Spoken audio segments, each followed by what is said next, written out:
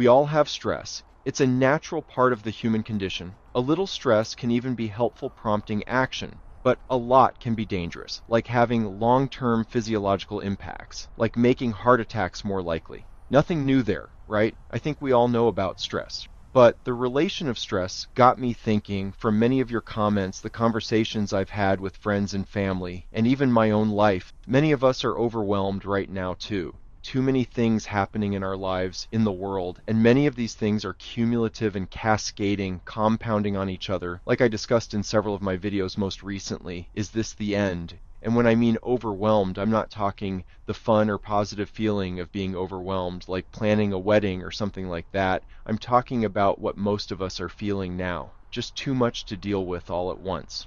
So are we all stressed and overwhelmed in a negative way? So I've done videos on staying positive, looking for gratitude and hope and awe in our daily lives, and I've even created videos on relaxation and meditation.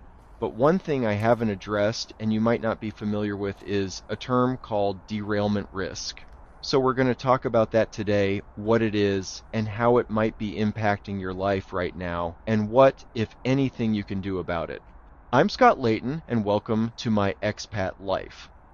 I'm 55, retired from a job that I just couldn't take anymore, left a country I couldn't agree with anymore, and started a new life here in Albania, moving to a city that's been too loud for me, often with too much of air pollution, and my sleep, my eating, my drinking has been off since I got here in December. I'm leaving Tirana at the end of January for a hopefully more restful and peaceful stay in a smaller city called Korçë, about 4 hours south of Tirana, near the border of Greece. I'm looking forward to that, so that gives me hope for a better tomorrow, or at least a better February, depending on when you're watching this. For more details, watch my other videos in the podcast. Most of the episodes are serialized, so I don't want to talk about stuff I've already covered in past vlog episodes, but that's a quick background if you're new here. My point about this is I still hope, I still try to stay positive, even when the news is soul-crushing and the future can look bleak, like I discussed in my deep dive yesterday on what happens if the US takes Greenland and if NATO dissolves. I went even more detail into the moment we find ourselves in my video before the fire, A Warning for the World, which names the danger of not naming the danger, but you can watch those for yourself. Those are haunting questions I'm still dealing with emotionally and intellectually, even if I know the deep risks. Watch it. It's a warning and it's eye-opening, but I'll warn you, it's heavy. I know many of you are feeling the same way, kind of burdened by life, so it's time for an intervention before the risks of derailment get you off track to a point of no return. But what is derailment risk exactly? It's a psychological term that describes the feeling that your life no longer aligns with the direction you thought it was heading, that you've somehow veered off course, or that the version of you were becoming doesn't make sense anymore.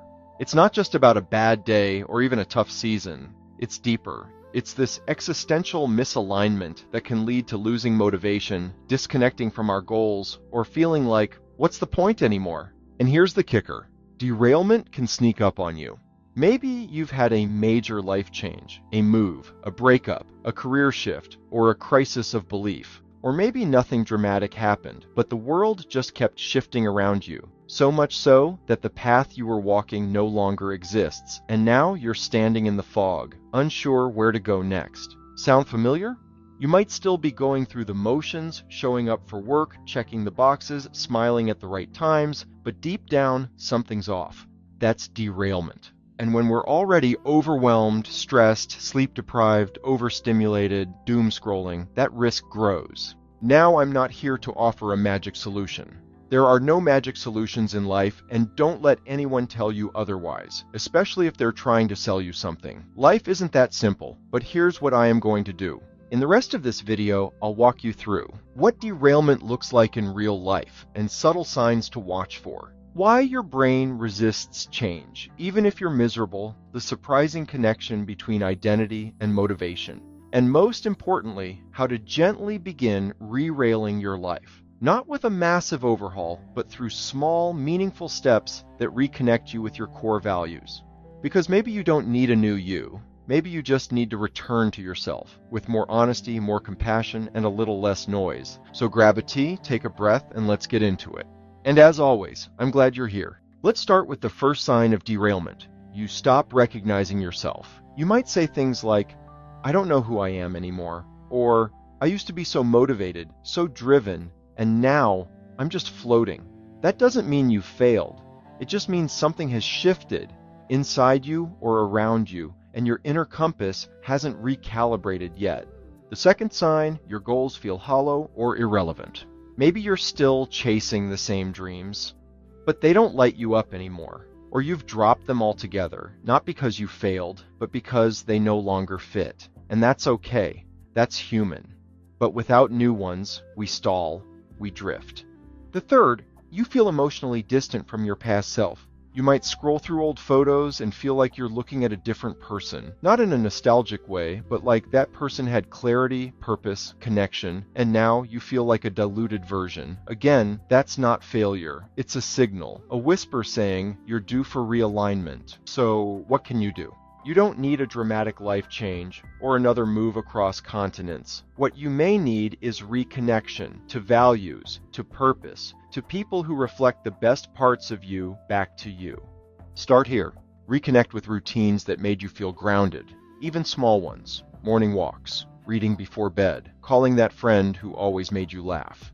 Reflect on moments when you felt most like yourself, not when you were winning necessarily, but when you felt whole, safe, in rhythm. Redefine success. If your old goals don't serve you anymore, give yourself permission to update them. New season, new standards. And please, don't go through this alone.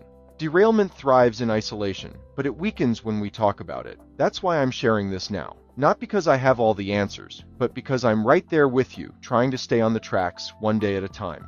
So if you've been feeling off, like your life somehow slid sideways when you weren't looking, know this. You're not broken, you're in transition, and there's a way forward, even if it's slower and softer than you expected. Alright, I'll stop here before I get too preachy. But if this resonated, let me know in the comments. And if you want more tools to navigate overwhelm, identity shifts, or emotional fatigue, check out my other episodes. You might want to start with that one I mentioned earlier. Is this the end? No, it just feels this way. And the related episode, When Home No Longer Feels Like Home, Exile, Belonging, and the Lure of Authoritarianism, parts 1 and 2 in a series I call The Polymath's Guide to the Age of Polycrisis. And if you don't know what those terms mean, don't worry, I explain them. And more than that, I hope you navigate the path before us, before we let ourselves and others get derailed. I'm Scott Layton, and this is My Expat Life. Here's a bonus for you. I wrote a song for myself, something to remind me that I matter. Even when I don't feel like I do, I hope it offers you some comfort in your life and situation too. And here's the last tip for the day. Write a creed for yourself, like I did, something to remind you what matters to you, something you can return to when you need it. Here's a link to mine. Okay, now the song. I call it I Am the Voice I Need. It's a call and response to the music video I created called Derailed that's directly related to this video, so watch that next.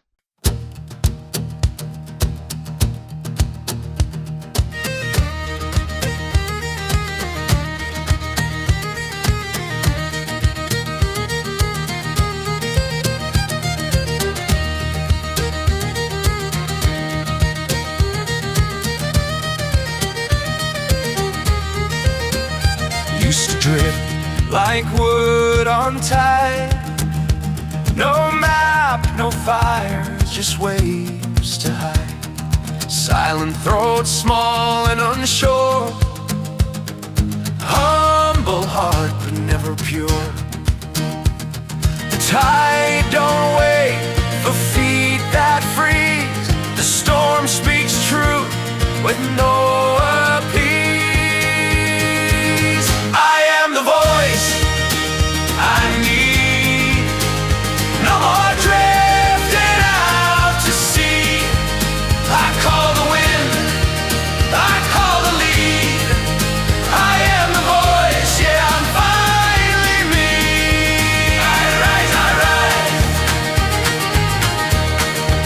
I rise, I rise. Used to kneel to second guess, let others sail. I said I'm less, but stars don't guide if you won't see.